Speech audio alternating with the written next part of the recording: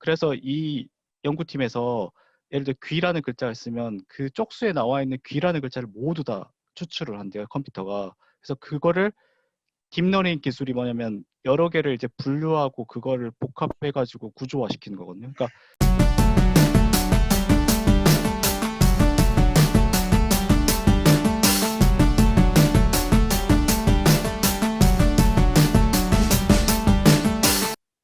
네, 우리 대역죄인 여러분 모두 안녕하십니까? 안녕하세요. 네, 아우, 뭐 추석은 다들 잘 보냈어요? 네, 많이 먹고 푹 쉬고 살이 보니까 살이 2kg나 쪘더라고요. 아, 살 2kg 쪘어. 양호하네. 네. 2kg 쪘으면은.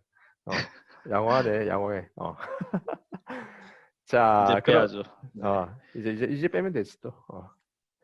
자, 우리 오늘도 마찬가지로 온택트 답사하고 역사계 화제의 뉴스 요거 하나를 같이 볼 예정인데 이번 둘 다 꽤 반응이 좋았죠. 특히 뉴스 같은 경우가.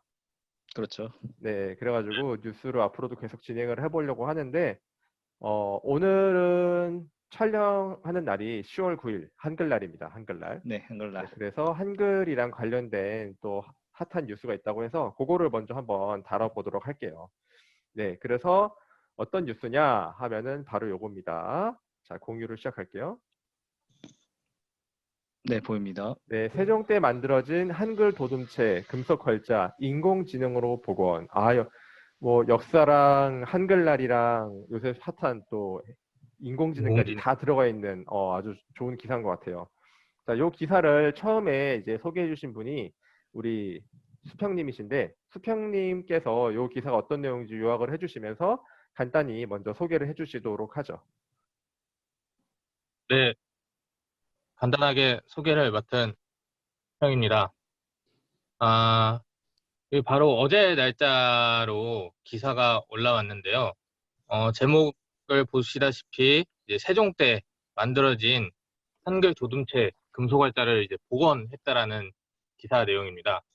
우리가 흔히 알고 있듯이 훈민정음 창제 이후에 이 훈민정음을 바탕으로 여러 서적들을 간행을 했는데요. 안타깝게도 지금 현재 전해져 오고 있는 이 금속활자가 전무한 현실입니다. 이런 상황에서 그 세종대왕이 훈민정음을 창제한 직후에 간행했던 두 권의 책, 석고상절과 이제 월인 청강지곡 두 책에 있는 텍스트를 인공지능 기술을 이용해서 그 활자 금속 활자본을 3D로 복원을 했습니다. 물론 전체 텍스트를 복원한 것은 아니고요. 일단 지금 대중에게 공개된 그 글자 수는 한 8글자를 이제 공개를 한 상태입니다. 복원한 글자는 이제 각각 이제 월, 인, 천, 강, 지, 곡, 그리고 니와 현입니다. 왜 이 금속 활자를 복원하는 데 있어서 그냥 글자만 보고 그대로 활자본을 만들면 되지 않을까라고 생각들을 하실 텐데요. 이것이 어려웠던 이유가 뭐냐면 우리가 책을 보더라도 한 페이지 안에 똑같은 글자들이 여러 개 중복이 되지 않습니까? 그것을 봤을 때 그 당시에도 한 페이지에 한 글자의 활자만을 사용한 게 아니라 한 글자를 표현하는 데 있어서 여러 글자를 사용했던 겁니다. 그러다 보니까 각각의 글자의 표준형은 정해져 있지만 그 각 활자마다 그 사람의 손을 거치다 보니까 그 규격이 조금씩 차이가 있었던 겁니다. 그래서 이번에 이 인공지능 기술을 이용해서 그 전체 텍스트에 있는 특정 글자들의 글자들의 그 이미지를 전부 이제 조사를 해가지고 그에 맞춰가지고 표준형의 금속 활자를 복원했다라는 것이 이 기사의 핵심입니다. 그리고 또 한 가지 특징은 이 당시가 붓글씨를 주로 사용했던 시기였는데 그러다 보니까 한자체 금속 활자들 역시도 붓글씨 모양을 그대로 최대한 표현을 하고자 했습니다. 하지만 이 훈민정음 활자 같은 경우에는 붓글씨가 아니라 우리가 현재 흔히 쓰고 있는 뭐 도둠체라던가 고딕체 모양과 유사하다는 점이 가장 큰 특징이라고 할 수 있습니다.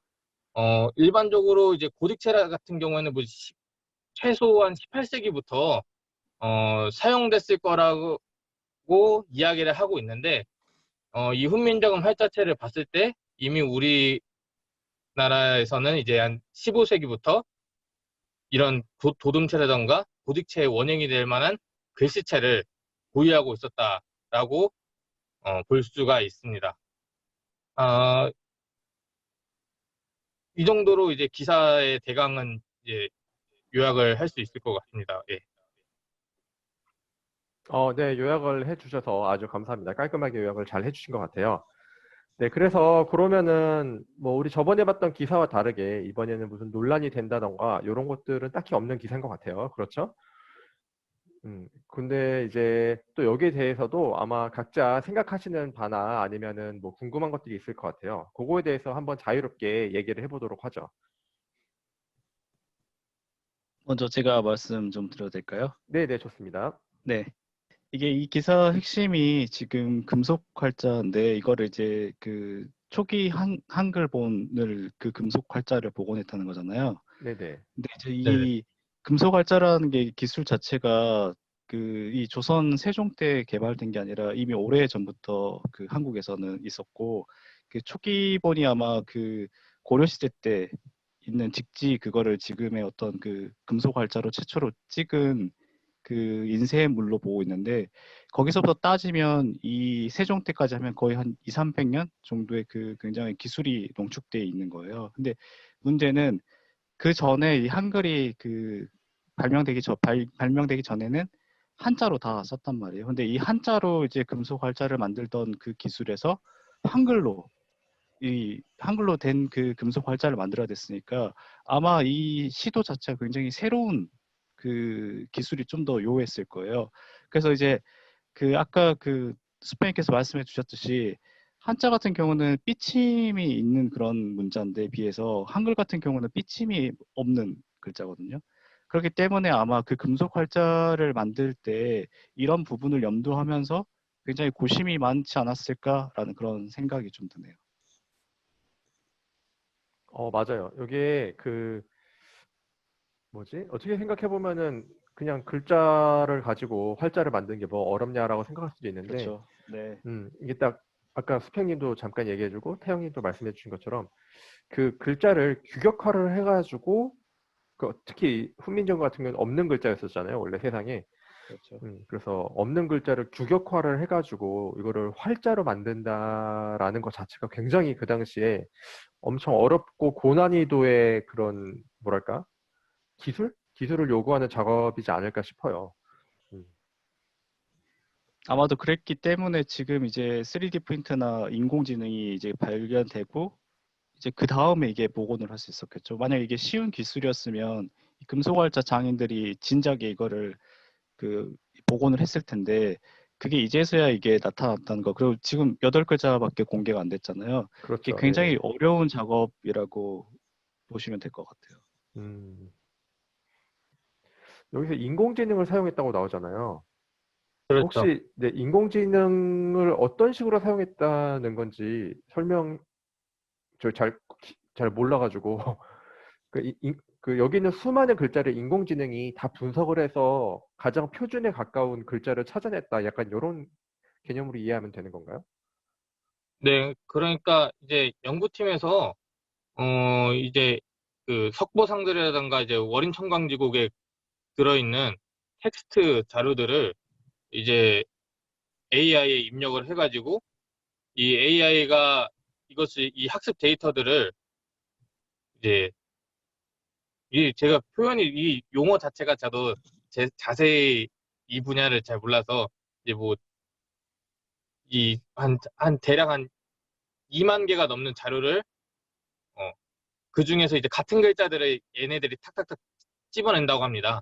그래서 음, 같은 글자를 다 찝어내고 이 글자들의 그 각도 차이라던가 굵기 차이 등등을 다시 분석을 해가지고 그것을 바탕으로 이번에 공개한 8글자들의 활자를 만들어냈다라고 이야기를 하더라고요.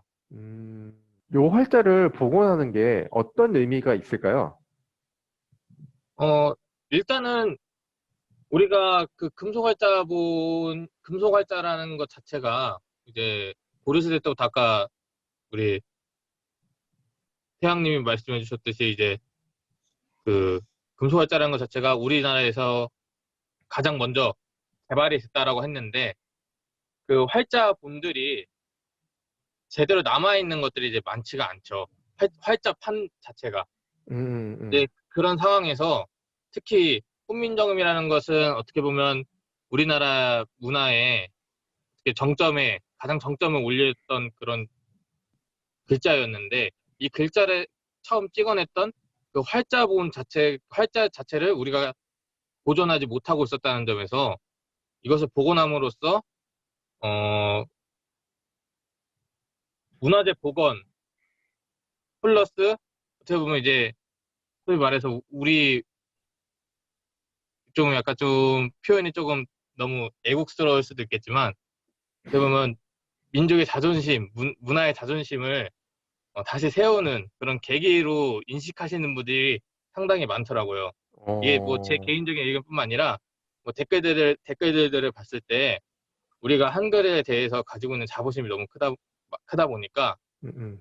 그동안 이것을 제대로 보존하지 못했던 안타까움 플러스 이것을 복원함으로써 가지게 되는 이제 문화적 자부심이 상당하다라고 볼 수가 있습니다.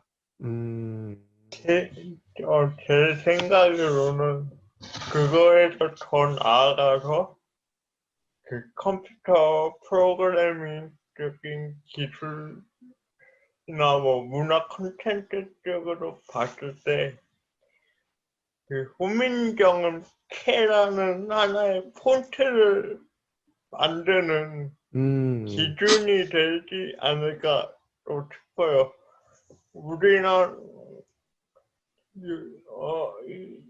요즘도 막 한글 훈민정음 채 가지고 옷 디자인으로도 쓰잖아요. 네네, 그렇죠. 네, 거기에서 더 나아가서 이 개발을 통해서 확보된 이 훈민정음 채 원형을 통해서 뭐 PPT에 쓰이는 폰트라든지 그런 걸 이제 만들 수 있는 하나의 원형을 제공할 수 있게 된 거 아닌가 그렇게도 생각해 볼 수 있을 것 같아요. 그 하치님께서 그 말씀을 잘해주신 게 그 아까 이거 복원하는 기술을 좀 찾아봤는데 그 위쪽에 그 책 나오는 부분 볼 수 있을까요? 얘 보면 그 활자가 똑같은 글자들이 만약에 귀라는 게 있으면 귀라는 글자가 다른 쪽에도 있을 거 아니에요. 근데 이게 그 활자 보이다 보니까 이게 먹을 묻혀서 찍다 보니까 이게 균질하게 잘 안 찍히거든요. 그러니까 번지는 부분도 있고 또 각도 같은 게 사람이 찍다 보니까 이게 딱 정확하게 똑같은 각도로 찍을 수가 없단 말이에요. 그러니까 예를 들어 어떤 부분에 있는 글자를 하나만 추출해 가지고 복원을 했다 이러면 다른 글자하고 또 다를 가능성이 있거든요. 잉크 번짐이라든가 각도 문제라든가 여러 가지 어떤 요인에 의해서. 그래서 이 연구팀에서 예를 들어 귀라는 글자가 있으면 그 쪽수에 나와 있는 귀라는 글자를 모두 다 추출을 한대요, 컴퓨터가. 그래서 그거를 딥러닝 기술이 뭐냐면 여러 개를 이제 분류하고 그거를 복합해 가지고 구조화시키는 거거든요. 그러니까 예를 들어 귀라는 글자면 귀라는 글자가 10개가 있다 그러면 10개를 다 겹쳐 봐요. 그래 가지고 겹쳐서 가장 표준화된 형태의 귀라는 글자를 찾아내는 거래요. 그래서 그거를 5년 그대로 그거를 찾아낸 어떤 그 표준화된 글씨를 3D 프린팅이 그 글자를 그대로 이렇게 그 활자 형태로 해가지고 이제 그 복원을 시켜주는 실물로 나타나게 되는 거죠. 그러니까 이런 과정이 있기 때문에 이 온형 복원이라는 어떤 그 중점에서 이 인공 기술들이 굉장히 큰 역할을 했다. 사람이 할 수 없대요. 이거는 너무 세밀한 부분들이 있기 때문에. 그래서 그런 부분들이 그 도입이 돼서 했기 때문에 온형 복원이라는 차원에서 굉장히 큰 성과라고 이렇게 평가를 하는 것 같습니다. 지금 이렇게 듣다 보니까 이제 이해가 확 됐네. 그러니까 이제 그거네. 원래 활자가 있을 거냐, 그치? 네, 그 활자로 수없이 많은 걸 찍어냈을 텐데 뭐 귀면은 그렇죠. 몇백 개의 귀라는 글자를 기회가 이 있겠죠. 네, 책 안에서 찍었는데 근데 그 활자는 없어지고 지금 책만 남아 있는 거잖아, 그치? 그렇죠. 근데 네, 이번에 원형이 없죠. 인공지능을 통해서 그 수천 개, 수백 개의 그 귀를 다 인공지능을 학습을 한 다음에 그래서, 네네. 가장 원래 원형이 뭔지를 네, 추출해냈다. 맞아요. 아, 요 네, 그 얘기인 거지? 하나의 글자를 어. 만들어내는 거예요. 아, 그래서 오케이, 오케이, 귀라는 오케이. 그 원래 그 활자가 그 금속 활자 전해지지 않잖아요. 근데 금속 활자 귀라는 어떤 뭔가 표준화된 형태의 하나가 있을 거 아니에요. 이걸 찾아내기 위해서 인공지능을 쓰는 거예요. 아, 오케이, 오케이. 아, 완전 이해했다. 아, 이거 되게 네. 중요한 거네, 그러면은. 그래서 그 어, 인공지능이 1밀리, 1도 그 어, 굉장히 미세한 차이까지도 잡아낼 수 있다고 하더라고요. 어, 어. 그러니까 지금 이거를 복원한 게 그 예를 들어 15세기 당시에 그 금속 활자의 원형과 그대로 똑같이 닮아 있다는 거죠. 완전 일치할 정도로. 그래서, 그러니까 이게 중요하네. 어, 어. 중요한 이유가 뭐냐면 이게 지금 한글만 이렇게 된 게 아니라 지금 소실된 문화유산들이 굉장히 많잖아요. 그렇죠, 근데 그렇죠. 그 문화유산을 컴퓨터 기술을 이용해가지고 5년 그대로 복원을 할 수 있는 기술로 접목이 된다면 사라졌더라도 지금 새로 만든 게 5년과 그대로 똑같이 있는 그 실물을 다시 볼 수 있는 굉장히 중요한 어떤 그런 기술적 발전인 것 같아요. 어, 야, 딥러닝을 또 이렇게도 쓰네요. 아, 대단하네. 음, 이게 뭐 조금 주제에 벗어나는 말일 수도 있겠는데 최근에 이제 저희가 어쨌든 뭐 공부도 공부지만 취직도 중요한 거 아니겠습니까? 그렇지. 그렇죠?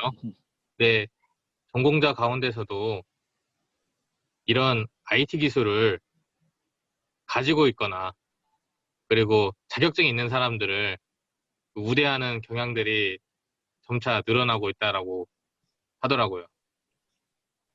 그래서 넌 뭐 할 줄 아냐? 없죠. 네, 이런 얘기하는 거 아니, 뭐, 과학, 할 줄 아는 것처럼 얘기를 해. 얘기를 왜 네, 과학 분야에서 과학 어려워서 문과로 왔는데 과학을 다시 이제 하려니 다시 아주 이제 사람의 피를 말리네. 예, 이거 우리가 이제 문과 열심히 다녔는데 십몇 년 다녔는데 이제 다시 또 이과 공부를 또 이제 또 해야 되는 시기가 도래한 것이 아닌가라는 아니 스프링의 이제 지도 교수님께서 항상 하시는 말씀 있잖아요. 빅데이터 좀 배우라고. 예, 빅데이터. 예, 그렇죠. 자꾸 빅데이터. 하시잖아요. 아, 아이고, 이참에 예. 한번 배우세요. 이제 세종대왕 기념사업회 직장을 다니는데 우리가 알게 모르게 이 한글을 가지고 아까 하치님께서 말씀해 주신 것처럼 디자인이라던가 이런 공모전들이 이제 매년 열려요. 그래서 정말 다양한 제품들이 들어오고 거기서 상금도 받고 뭐 중소벤처기업청 그런 데서 이제 지원도 해주고 그러는데 정말 많은 제품들이 들어오거든요. 근데 이 제품들이 들어보면은 정말 괜찮은 것도 있는데 저희 그 기념관 전시실에만 전시돼 있고 제가 막상 그런 제품들이 시중에 나온 거는 한 번도 거의 본 적이 없었던 것 같아요. 이게 국가적 차원에서 계속 물론 경진대회라던가 이런 거는 하지만 결국 중요한 거는 지금 이것도 활자를 복원하긴 했는데 결국 이 복원한 걸 대중에 뿌리거나 우리가 서로 공유할 수 있는 그런 장을 많이 마련을 해줘야 되는데 어떻게 보면 엄청난 돈을 들여가지고 시간과 돈을 들여가지고 이렇게 만들어 놓은 게 어떻게 보면 거의 박물관이나 연구자 몇 명이 쓰는 것 이상의 가치를 누리지 못하는 것들이 좀 많은 것 같더라고요. 혹시 여기 지금 방송하시는 분들 중에 그 광화문 지하에 있는 한글 가원길인가 그쪽 가보신 분 있으신가요? 가봤어. 네. 어땠어요? 거기 가서? 저 초등학교 애들 가르치잖아요. 걔네들 데리고 답사까지 거기 그냥 거기 보면 그 이쁘다? 한글로 해가지고 디자인 작업을 많이 해놨잖아요. 그렇죠. 그러니까 뭐 앉아 있는 의자라든가 그다음에 설치물에 이제 한글로 작품을 만들어가지고 했는데 사실 제 개인적인 감상평은 임팩트가 별로 없었어요. 그냥 디자인 작업했구나라는 정도지 뭔가 거기서 미적인 아름다움이라든가 새롭다 약간 이런 느낌은 별로 못 받았었거든요. 혹시 다른 보신 분들 어떻게 느끼셨어요? 저는 이제 그 벤치가 가장 전형적인 한글 이용한 그 제품 중에 하나라고 생각하고 좀 그거는 많이 식상해지긴 했죠. 예전에 한 2010년도쯤에는 신선하다 정도로 이제 방송에도 이야기가 나왔는데 그거 이상으로는 지금 뭐 딱히 눈에 띌 만한 건 없죠. 그냥 어디 그냥 텀블러에 그냥 이 훈민정음 책자 그냥 그대로 인쇄해서 그냥 붙여 넣게 한다거나 뭐 이 정도 의미 이상의 예술적 가치라던가 뭐 이런 것들이 이제 대중에게 많이 접하지는 못하고 있죠. 약간 예전에는 상당히 신선한 건데 이제 하도 그런 디자인 활용을 이것저것 해서 많이 하다 보니까 이제 뭔가 많이 식상해진 건 사실인 것 같아요. 자, 지금 태양님이 중요한 주제를 던져줬어요. 태양님께서 그 외국에서 한글을 교육을 하거나 이럴 때 한글 자체가 갖고 있는 우수성 이런 것보다는 한글의 어떤 문화라든가 아니면은 좀 실용적인 측면을 많이 이렇게 강조하고 설명을 해준다 이런다고 해주셨는데 여기에 대해서 혹시 뭐 좀 알고 계신다던가 뭐 의견이 있으신 분 있으실까요? 그거는 사실 어쩔 수 없는 부분인 것 같아요. 어쩔 수 사실 없다. 왜? 내가 사실 한국어나 한글이 그렇게 세계적으로 보편적인 언어가 아니기 때문에 일단은 외국인들한테 알릴 때는 좀 더 쉽게 다가갈 수 있게 할 수밖에 없거든요.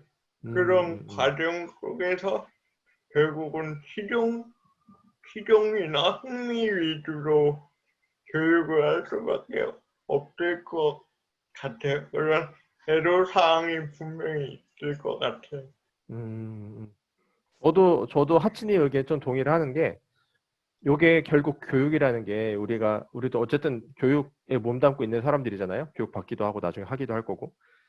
그 학생들의 수요를 정확히 잘 반영해서 가르쳐 주는 게 중요한 것 같더라고요. 근데 아마 외국에서는 수요가 한글의 우수성을 알고 싶어 하는 사람보다는 한글 자체가 그냥 실용적으로 필요한 사람이 더 많지 않을까 싶기도 하거든요. 예, 예. 그쵸. 보통 외국 분들한테 말하면 한글 어떻게 배웠어? 하면 BTS. 왜 관심이 있어? 하면 나 BTS 좋아해서 아니면 한국 드라마 보느라고 그치. 그거 공부 아니라고 한글을 배웠어. 그렇게 답하는 사람들이 대다수거든요. 맞아. 뭐가 있어? 저번에 뭐 떴었는데 유튜브 영상으로 한국 홍보하는 영상 새로 떴잖아요. 그거 되게 인기 많던데 그런 식으로 좀 유튜브 같은 걸로 활용해가지고 교육 같은 것도 좀 이제 지원을 해주면은 시대가 많이 달라졌으니까 지금은 충분히 그런 걸로도 활용해서 이렇게 한글 같은 것도 알려질 수가 있을 것 같은데 이건 좀 아쉬운 것 같아요. 그러고 보니까 이야기 들어보니까 진짜 좋은 아이디어인 것 같다. 우리가 알파벳 영어 배울 때 그 ABC 노래잖아. A, B, C, D, E, F, G. 약간 그 처음 배울 때 초심자들이 익히기 좋은 그런 멜로디나 음률이 있거든. 그런데 한국어도 뭔가 그 콘텐츠를 재밌게 지금은 듣지만 않잖아. 보기도 하니까 그치. 콘텐츠를 기억년 해가지고 히읗까지 뭔가 재밌게 할 수 있는 음악하고 같이 이렇게 보급을 하면 그거 인기 진짜 괜찮은데? 많을 것 같아. 우리가 하자, 우리가. 갑자기 홍창진 노래가 내가 가라가라 마마사. 너무 연배가 확 올라가시는데? 그거는 잘 안 될 것 같아. 오늘 계속 이게 앞으로 이런 한글에 대한 국제화 사업이 이제 계속 늘어날 거라고 생각이 돼요. 사실 지금까지는 약간 한국 문화나 한글 관련한 것은 약간 국제적으로 매니아들이 많이 소비를 했거든요. 약간 매니아적 요소가 많았으면 이제 요즘은 좀 그런 한국 문화에 대한 수요가 상당히 늘어났다. 이제 매니아적인 단계로 한 단계 더 좀 나아갔다고 생각이 들어요. 그거에 따라 이제 정부 정책도 분명히 바뀔 것 같거든요.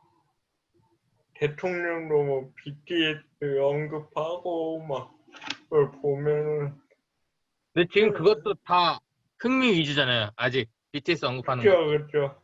뭔가 로드맵이 좀 제대로 잡혀야 되는데 이게 만약에 그 활자판이 다 복원이 되면 이걸 또 글씨체로도 만들 수 있잖아요. 그쵸, 그쵸. 근데 이거 글씨체를 좀 보급을 해가지고 사람들이 좀 약간 흥미 위주라 하더라도 일단은 어떻게 생긴지에 익숙해져야 그게 우선이라고 생각이 되거든요.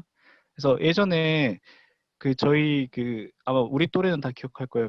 브렉이라는 그게 유행했던 거. 브렉, 네, 네. 그 되게 야, 진짜 이런 추억의 단어다, 브렉. 한국 지금 우리가 쓰는 단어는 아니잖아요. 근데 그게 이렇게 예전 약간 고어체 같은 글씨 비슷한 느낌이 들잖아요. 그러니까 이게 보면 지금도 잘 안 쓰는 그 단어들이 굉장히 많거든요. 여기 딱 몇 개만 보더라도 이게 재밌어요. 되게 쓰면서. 그래서 이거를 좀 글씨체를 그 젊은 사람들이 뭔가 통신이라는 게 SNS 이런 때 쓸 수 있게 뭔가 보급을 해서 약간 이걸로 재밌게 뭔가 글을 만들어내고 이런 유행을 좀 접목시켜도 되게 재밌지 않을까라는 그런 생각을 하네요.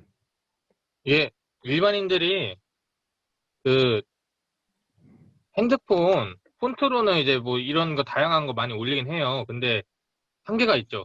보면은 기본적인 글자들은 제대로 잘 나오는데 받침이 2개 붙는다. 그럼 갑자기 그냥 일반 글씨로 바뀌어요, 그게. 핸드폰에서 이게 호환이 안 된다. 네. 맞아. 이게 그러니까 그 사람들 거의 일반인들이 많이 제작하고 이제 한 1,000원, 2,000원 이렇게 올려가지고 하는 건데 그러다 보니까 기술적으로 한계가 있을 수밖에 없어요. 이거 글자는 엄청 많은데 진짜 만들어낼 수 있는 글자는 무궁무진한데 이것을 이제 담아낼 수 있는 이제 인간의 한계라던가 기술적 한계는 개인이 갖고 있는 거는 이제 모자랄 수밖에 없죠. 예. 뭐라고 읽어야 되는 거야, 이거. 월이긴 한데 그렇죠. 우리가 월이라고 하죠. 근데 이제 월흰 첸강 지코. 이거 약간 영어 같은데? 짱. 뭐야? 이게 약간 중국어 발음. 너무 어렵다. 기일이잖아, 이게 기일인데 한자로 그렇지. 보면은. 기일인데 끼익. 끼익. 자, 그러면 우리 오늘 한글날 특집으로 이렇게 한글과 과학기술을 접목시켜서 그 당시에 실제로 존재했던 활자를 복원하는 기사에 대해서 이제 보고 여기서 조금 주제는 벗어났지만 한글이 앞으로 어떻게 하면 보급화될 수 있을까 이런 거에 대해서 논의해봤는데 저는 큰 틀에서 볼 때는 되게 좋은 성과라고 봐요. 왜냐면은 저는 무슨 생각이 들었냐면 사실 옛날에는 영어 공용화 논의가 있었잖아. 한때 우리 추억의 그렇죠. 또 네. 추억의 아주 논쟁거리였잖아요. 그래서 논술 시험에 항상 나오던 그랬던 시절도 있는데 거기에 비해서 지금은 영어 공용화 논의는 없잖아요. 지금 요새는 오히려 그거보다는 어떻게 하면은 이쁜 한글을 제대로 쓸 수 있을까 하고 외국에 어떻게 하면 한글을 알릴 수 있을까 이런 얘기들을 고민하는 시기가 온 거 보면은 장기적으로 볼 때는 어쨌든 한국 사회가 많이 성숙하고 있는 것 같긴 하다라고 생각이 들어요. 그리고 이게 원래 국뽕으로 흐르면 안 되긴 하는데 한글 얘기하다 보면 국뽕으로 흐를 수밖에 없어요. 이게 마음이. 그렇지 않아요? 전 진짜 대단한 것 같아요. 한글 없었으면 어떡할 뻔했어. 큰일 났지. 큰일 났어. 한문 다 익혀야죠. 나는 대학 못 갔을 수도 있어. 자, 어쨌든 간에. 자, 그러면 오늘은 여기까지 하고 오늘 기사를 가져와 주신 우리 수평님 감사드리고 다음에도 우리 또 이런 또 핫한 뉴스가 있으면은 다음에 조금 논쟁이 될 만한 뉴스를 같이 와서 좀 토의를 해봐도 좋을 것 같아요. 네, 그렇게 해서 일단 그 기사 보는 거는 오늘 여기까지 하도록 하죠. 모두 수고하셨습니다.